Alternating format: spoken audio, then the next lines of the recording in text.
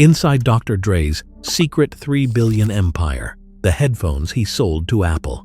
A 4-acre estate behind gates in one of the most expensive neighborhoods in Los Angeles. A French chateau with 7 fireplaces, a cobblestone motor court, and a moat. An actual moat, filled with koi, wrapped around the house like something out of another century. Inside a bank account, a single stream of what industry insiders call mailbox money. Around $10 million a year, arriving whether he works or not. A stake in Apple, paid in stock, from a deal that reshaped how the entire world listens to music. And the man at the center of all of it was born in Compton, California, in a house with none of it. Everybody knows the headline. He made headphones, and he sold them to Apple. You have heard that sentence 100 times, but that sentence is the smallest, least interesting part of the story. Because the real question is not what he sold, it is what he refused to sell first, years earlier, when he had almost nothing. How does a kid from Compton end up owning the machine instead of just starring in it? Hold on to that question. Everything depends on it. The story you have not heard. This is a channel about the wealth, the power, and the quiet ownership of black figures the mainstream rarely explains correctly. Not who they date, not what they wear, what they own. And with Dr. Dre, the version you have been told is almost entirely a music story. The albums, the feuds, the Super Bowl, all of that is real, but it is the highlight reel, not the blueprint. The wealth story runs underneath it, and it starts with a lesson he learned the hard way, long before the money ever showed up. The Compton Blueprint. His name is Andre Romelle Young. He was born on February 18, 1965, in Compton, in the heart of Los Angeles County, at a moment when that name meant something very specific to the rest of America. He started where a lot of talented kids start, in the clubs, spinning records, chasing the sound, joining an early group called World Class Wreckin' Crew. Then came the group that changed the culture, N.W.A. He was the architect of its sound, the producer whose fingerprints were on everything that made it explode. And here is where the first crack appears. The records were selling, the name was everywhere, but the money was not flowing to the people making the music.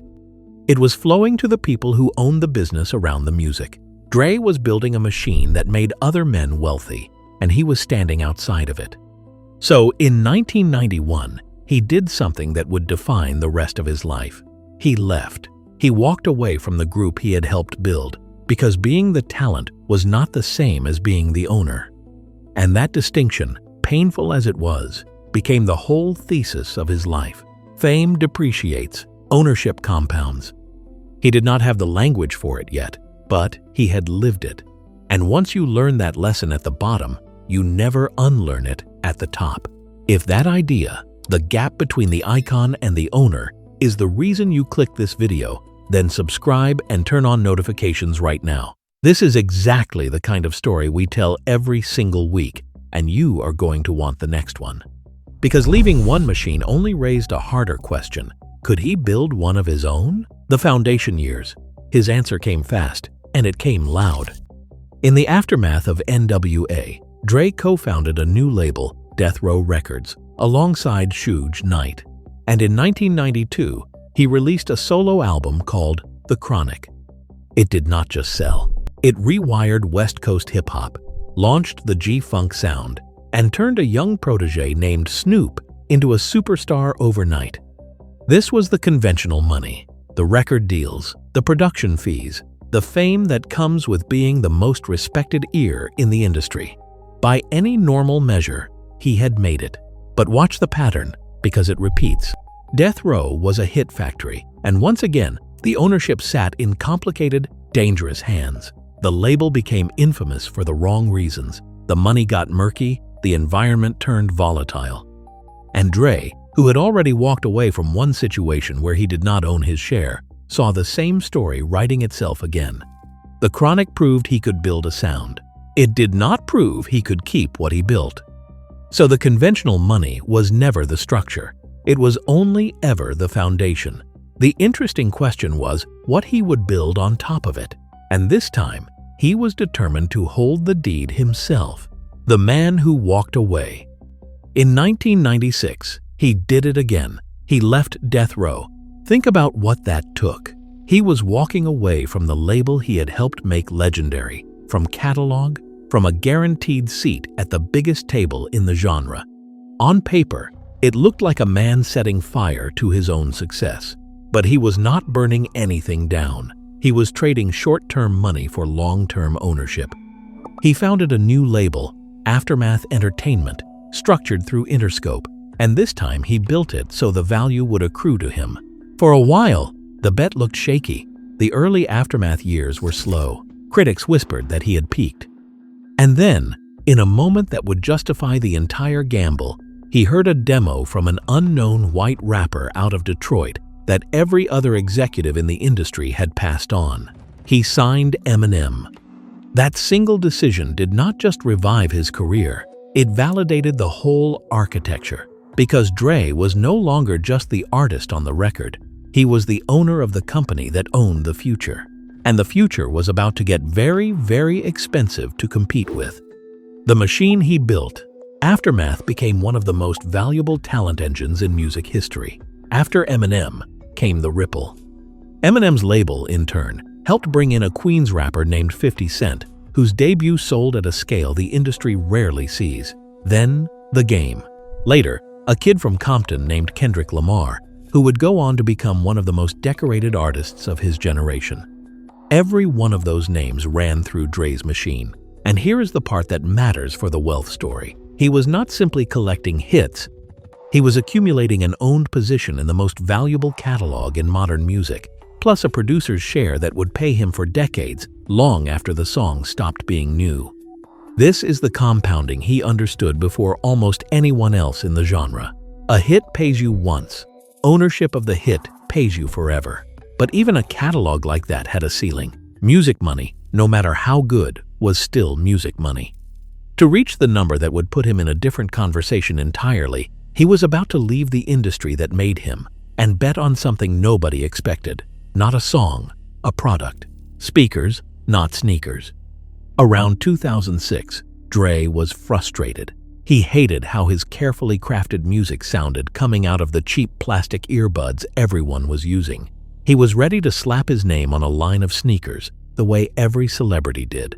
His business partner, the Interscope chairman Jimmy Iovine, stopped him with one line that is now legend. Do not do sneakers. Do speakers. Out of that conversation came Beats Electronics. In 2008, partnered with Monster Cable, they launched the first Beats by Dr. Dre studio headphones. And they did something the audio industry had never done. They made headphones a status symbol. They wrapped them around the necks of LeBron James and Serena Williams. They planted them in music videos. They turned a functional object into a cultural flex. At its peak, Beats controlled roughly 70% of the premium headphone market. The money noticed. In 2010, the phone maker HTC bought a controlling stake, 50.1%, for $309 million, valuing the young company at more than $600 million. Then, in a sequence that tells you exactly how sharp Dre and Iovine were, they bought a chunk of that stake back for $150 million and later reclaimed the rest for $265 million. They gave up control briefly and then quietly clawed it back right before the moment it would be worth the most, because a much bigger buyer was already circling, and it was not a headphone company. The $3 billion exit. In 2014, Apple acquired Beats Electronics and Beats Music for $3 billion, roughly $2.6 billion in cash and $400 million in stock. At the time, it was the largest acquisition Apple had ever made. Dre and Iovine each owned about 25% of the company, which meant that, on paper, each of their stakes was worth around $750 million before taxes and somewhere near $500 million after. Part of the payout came as Apple shares, roughly $100 million worth, handed to a man who had once stood outside every machine he built. By reasonable analyst math, when the dust settled and the taxes cleared, Dre's total fortune sat near $780 million from headphones, from a product his partner had to talk him into. But notice what he actually did here, because it is the entire lesson. Most artists cling to everything forever, terrified to let go. Dre saw a market at its absolute peak and sold. He did not fall in love with the thing. He fell in love with the exit. And yet, strangely, the sale is not even where the real wealth quietly settled. That was still being built somewhere much less glamorous. In the Mailbox, and the Chateau. Years later, Dre did something that most people missed. He sold off a bundle of his music assets in a deal reported at more than $200 million to Shamrock Holdings and Universal Music Group. Royalties from his solo work, his share of N.W.A, his producer's cut, even the master recordings of The Chronic, finally reverting back to him.